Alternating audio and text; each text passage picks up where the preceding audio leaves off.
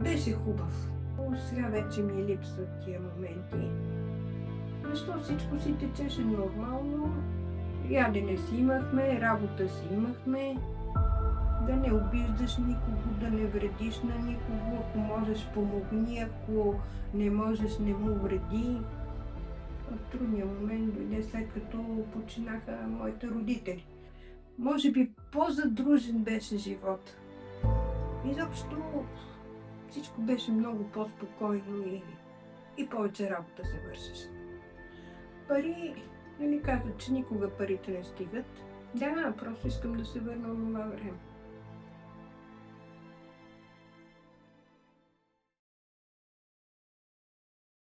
Казвам се Антоанета, родена съм 1960 година в град Перник, в работническо семейство. Тогава така се водеше работническо семейство.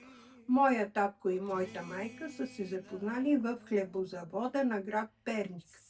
Хлебозавод, това означава един голем цех или завод наистина, който е правил хляб, закуски за целия град.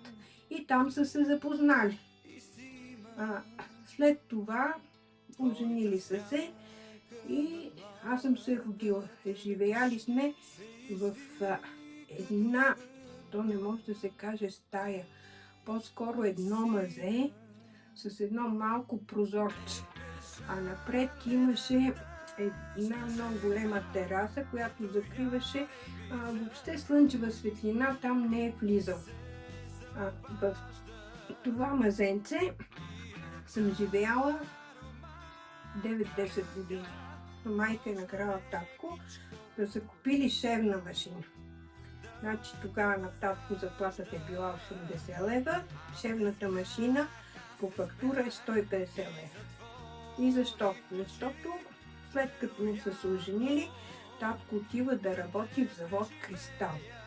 Какво е завод Кристал? Това е завод, в който се произвеждат плоско стъкло, закалено стъкло, това е за всички печки и леки автомобили, плюс буркани за туши и за... Това всичко се е произвеждало в този завод Кристал и не знам там колко хора са работили, но моят татко е работил на товар-разтоварно, на рампата.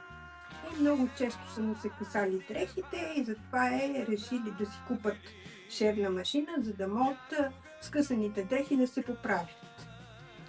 В училище всяка сутрин, преди да почнат часовете, правиме по 10-15 минути квиз зарядка. Раздвижване във всички посоки. Така да ни влезне тонуса малко в телата и после да влезнем и да учиме.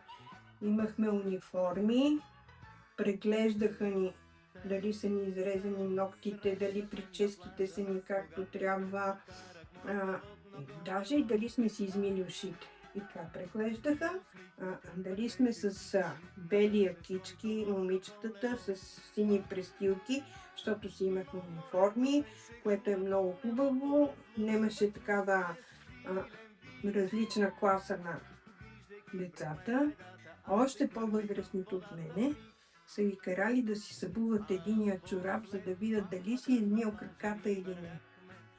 Обувките лъснати и така влизахме в часовете. Моята ученическа чанта беше от телешка кожа и така се закопчаваше. Значи вътре учебниците, една дървена кутийка с перодръжки, мастило и моли.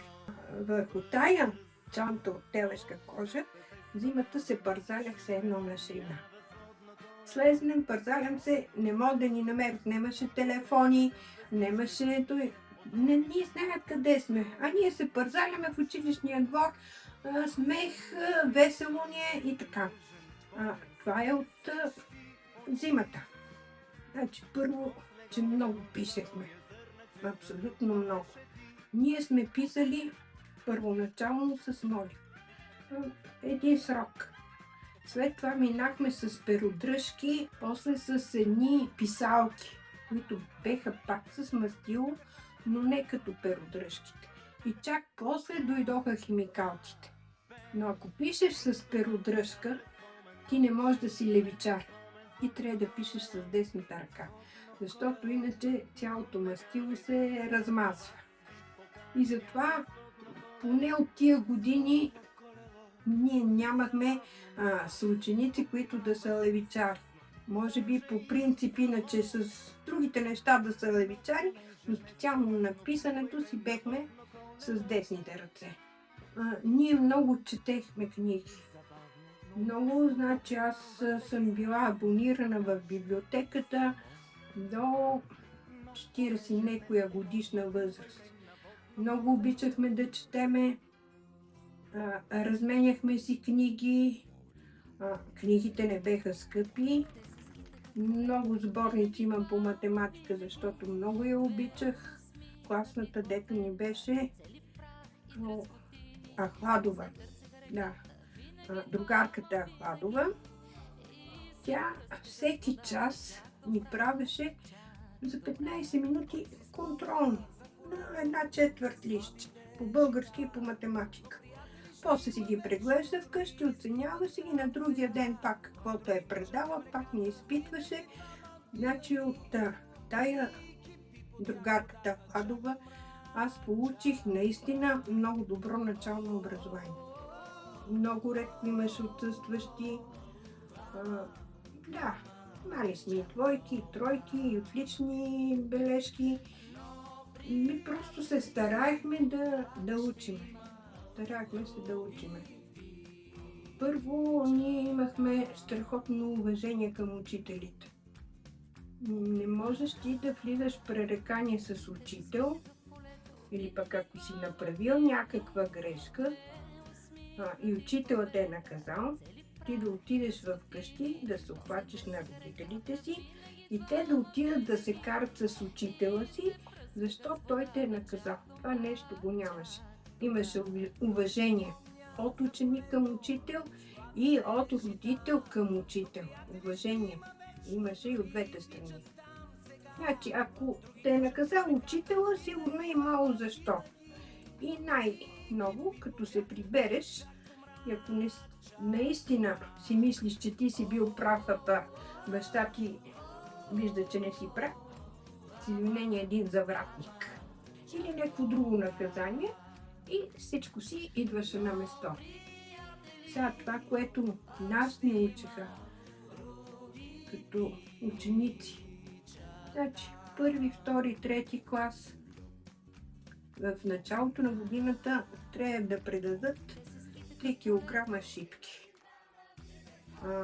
По-горните класове 5 кг шипки.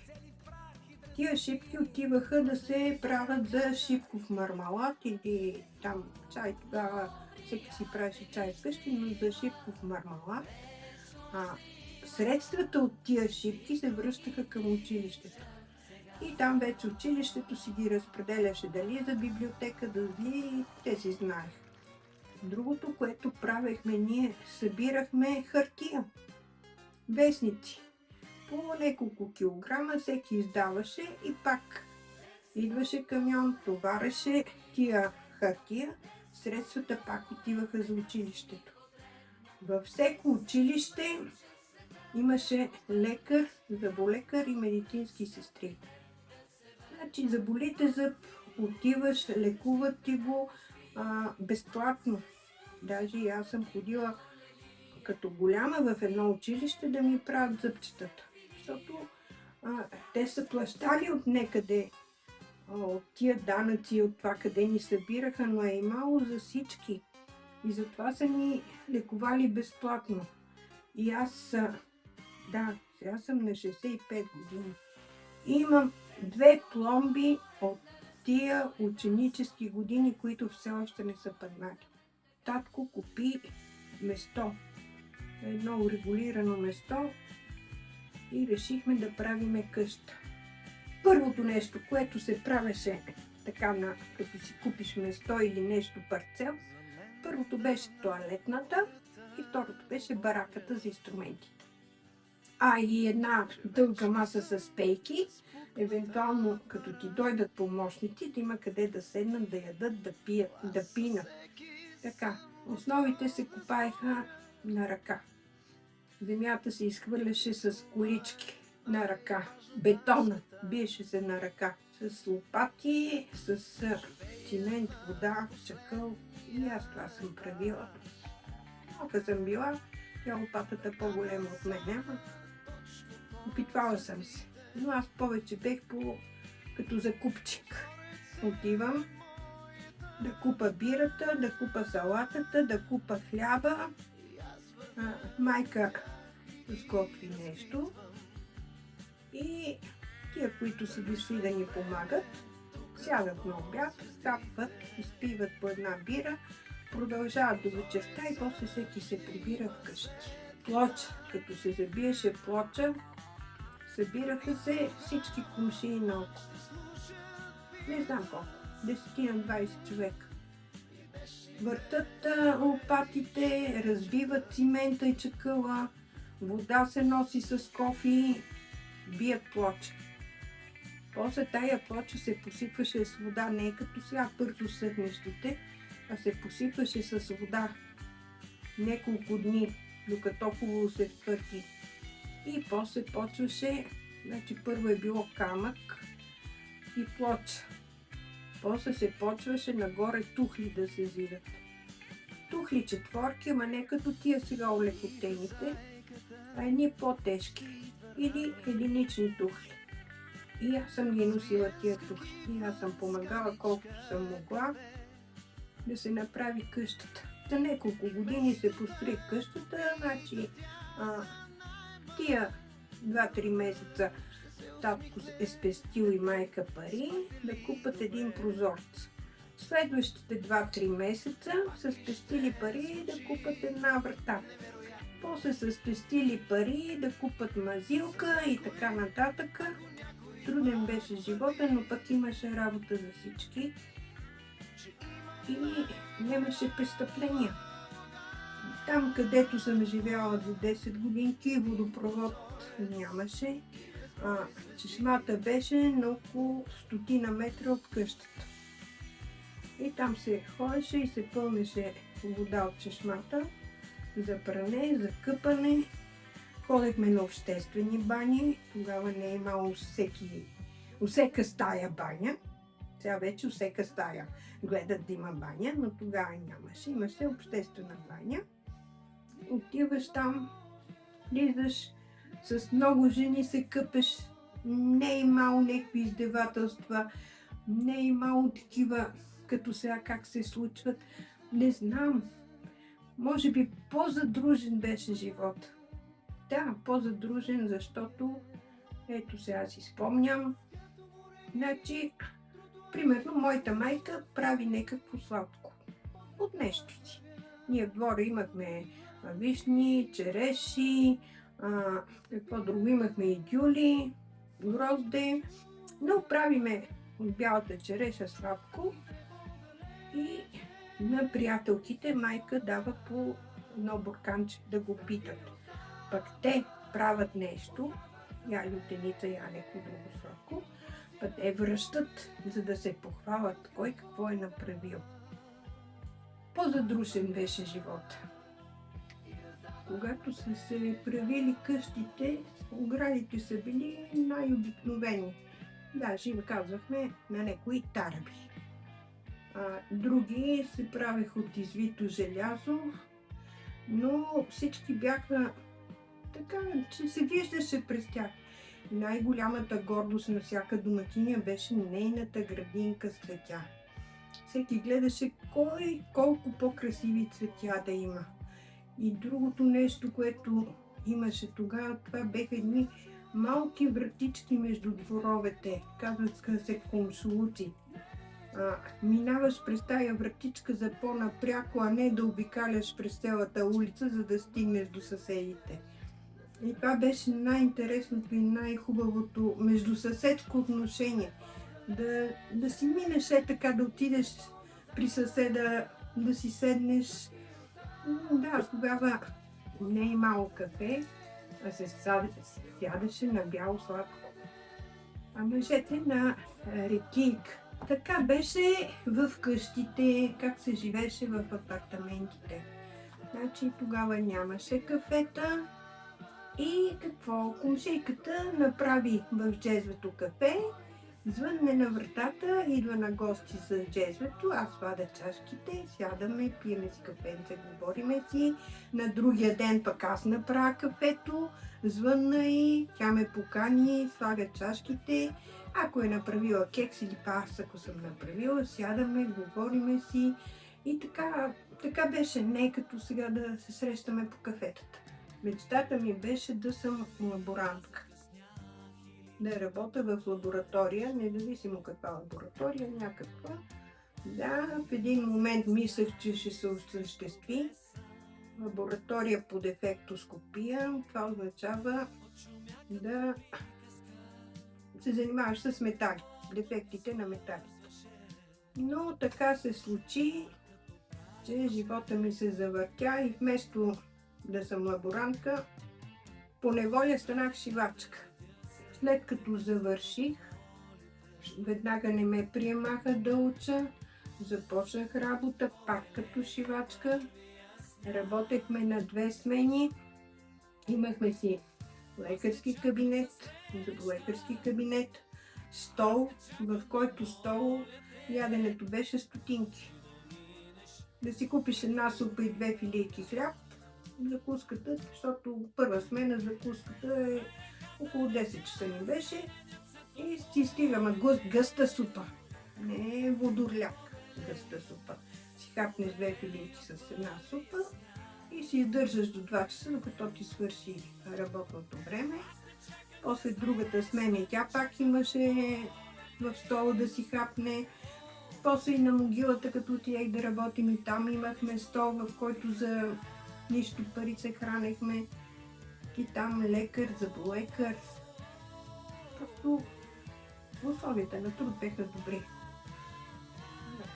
Казват, че в София ще докарат телевизори Велико Търново 84. Но понеже началните партиди още не са пуснати в масова продажба, и аз отивам да чакам пред магазина, правят се списъци, евентуално като дойде камиона с телевизорите да няма блъсканици, все пак да има някакъв ред. Да, имаше тогава и други телевизори електронно, те докараха и бързо се продадаха. И станахме да чакаме ние телевизори Велико Търново 84. Доста си постояхме. Купих го с бон. Чек. Тогава така му казахме, чекова книжка, чек. Да, помогна ми един общ работник от магазина да го откараме до влака за Перник. И натам с помощта на разни хора успях да си го откарам в къщи. В Перник го нямаше хладилници. Отивам, виждам в този хладилник, хареса ми и купих и за мен и за брат ми 2 хладилника. За перална, пак по същия начин, само че тук в квартал Изток. Казват, че ще докарат перална Перла 05. Отиваме аз и брат ми да се редиме, защото не се знае колко перални ще дойдат. Стоиме пред магазина, в един момент един човек казва, отзад почват да ги продават. Брат ми тича от задния вход, аз се бутам от предния вход и успяхме да купихме 2 перални. В магазините си имаше почти всичко. Не е избор сега да имаш 30-40 вида кисело млеко. Примерно един вид крави кисело млеко, овче кисело млеко, смес кисело млеко, краве сирене, смес сирене, овче сирене, хляб типов, хляб Добруджа, имало и бял хляб, но по-редко сме го купували. Халва имаше, боза имаше, салами си имаше всекакви. И тогава той, дето сега го ние ядеме, най-ефтиния, ние му казвахме кучешка радост, защото го купиш на кучето да го дадеш. Толкова ефтино. Рибата беше ефтина. Рибата, най-обикновената скумрия, беше 1,80 кг. Зеленчуците на пазара. Но той дядо си изкарал на тая цена. Той е преценил тая цена. Другия на малко по-различна цена. Той си е преценил. А сега цените са някакви отгоре до долу, значи един ги държи. Веригите сега са много скъпи. Тогава какво беше? Отиваш и казваш, искам 250 грама сирене. И продавачката реже. 230 грама. Отчупи още малко и ти го направи точно 250. И го загъваше в една, казваха, амбалажна хартия. И на тая амбалажна хартия с един молив написваше колко ти струва и ти с това отиваш на касата. Нямаше касови бележки, нямаше такова. Много четех книги, като междувременно и обичах да слушам музика. Значи, в началото беше на грамофон, радиограмофон с много плочи. После дойде и реда на касетофоните и с много касети и много музика. Свободното време беше музика, книги и на въздух. Всяка седмица имаше поне един нов филм. В Перника имахме 4 кина. В едното не съм ходила, но другите 3 ходихме. За театрите мисля, че всеки месец имаше по нова постановка, която идваше и задължително ходих и на театър. Сега на концерти чак толкова не. Дискотеки се правеха само на 2 места и то само дискотека, без алкохол, без нищо друго, само музика. Независимо и колко късно да си по улицата, знаеш, че няма да те е страх, все някой ще излезне да види, ако нещо стане, ако някое дете се загуби, като застанеш до него и го попиташ, да го отведеш, докато сега това го няма. Сега не смееш да питаш дете, защото не знаеш какво ще си помислят. Възпитанието беше в уважение към учител, към по-възрастните хора, към милиционерите тогава.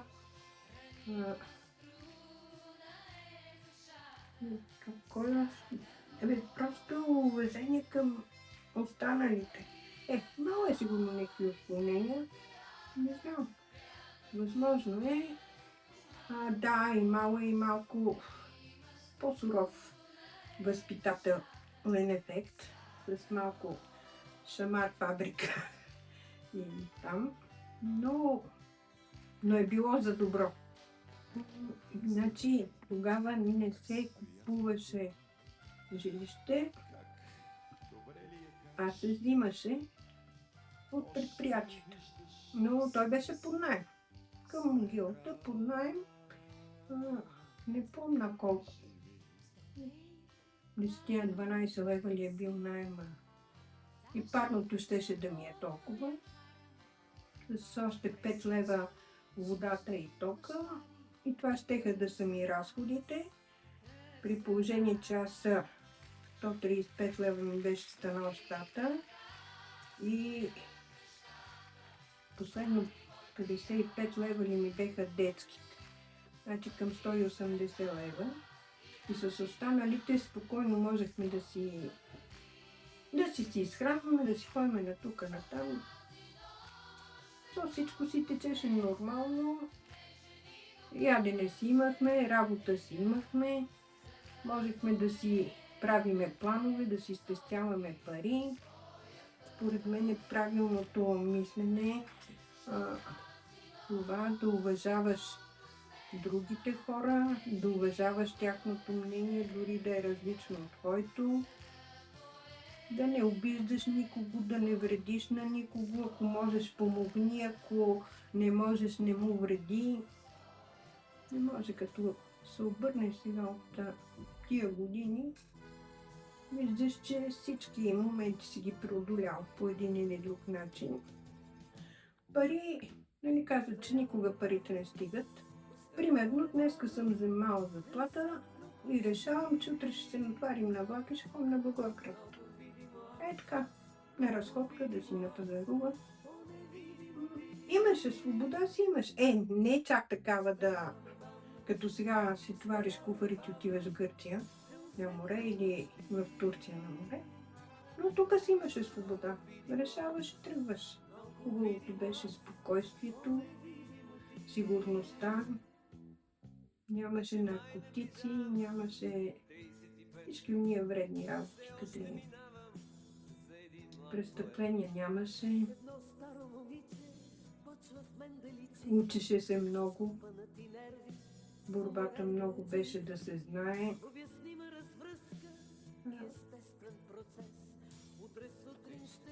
Минусите какво? Може би, че чак толкова не сме могли да пътуваме извън България, макар че това е малко също относително, но да кажем, това е било ограничение.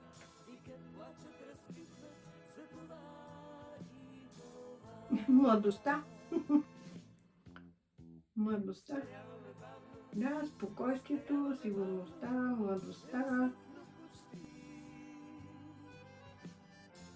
Като едно мирно, спокойно време.